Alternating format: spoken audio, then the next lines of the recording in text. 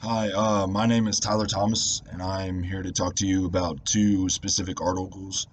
One being Work versus Play, an examination of the motivations of collegiate esport athletes. So this actually surprised me a lot how big this industry is. So in one year, 18 different esports athletes actually made over $500,000 in the entire year.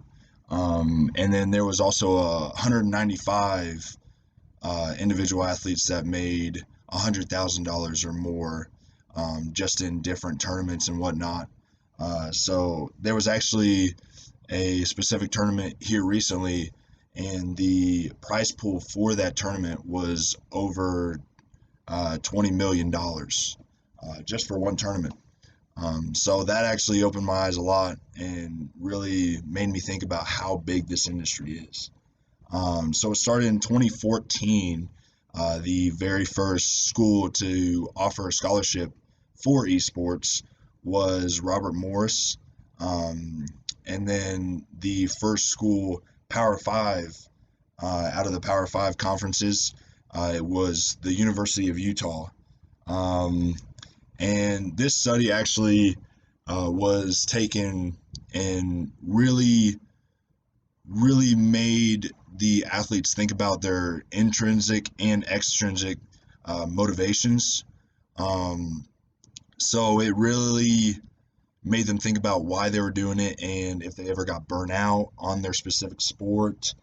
And so the study conducted 15 male or 14 male athletes and one female athlete around the NCAA, and they asked questions like scholarships, how that played a part in their decision in going to go on to college to play esports, and they just asked about different motivations and if they ever got burnt out. But the results were that these athletes actually enjoyed esports because it gave them better people skills. So they actually liked talking and meeting with other people online. And then the competition, they loved getting better. A big one that was with multiple people was they like to see their improvement. So that was also a big one. And then, like I said earlier, just self improvement was a very big topic, like hit in that specific area. So then the next article I'm going to talk to you about is development office organizational structure, components affecting athletes' contributions. So the big topic here was athletic department fundraising. So for example, Oregon, they always have the nicest uniforms, nicest facilities, big Nike school. So the co-founder of Nike, Phil Knight, actually donated $300 million to their athletic department, for stadium renovations, recruiting purposes, weight room renovations, and a new lacrosse field he donated for them. Another person in that field is T. Boone Pickens.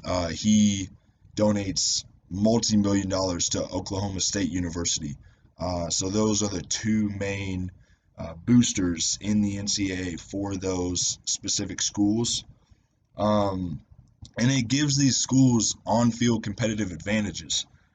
So with the large amount of money that they're getting from these boosters, they are able to um, have better facilities, which also brings more recruits. Better recruits equals better players in the long term. So that this actually gives them an advantage on the field from these boosters because of how much money they're getting and how nice their stuff is, making better players want to come there and play. Um, so the bad part about all these other things is NCAA violations. So there are actually multiple cases where boosters have overstepped a little bit and actually um, broke a rule in the NCAA, and this gets schools in trouble. Um, but there a big thing about the case study was the athletic development directors. They what they believe that these contributions can, like how they generate and what's the biggest reason for these contributions. And there was 128 athletic development directors that participated in this study around the NCAA, and only 36 actually completed the survey. But the biggest one, and the one that I'm going to hit the hardest, is the total staff.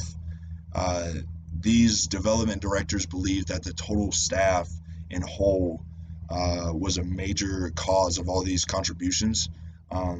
One director actually said that as soon as they hired more people, they automatically saw um, an increase in productivity, which also increased money because of the total staff. They all had their individual fundraising activities, so they automatically seen an increase on that.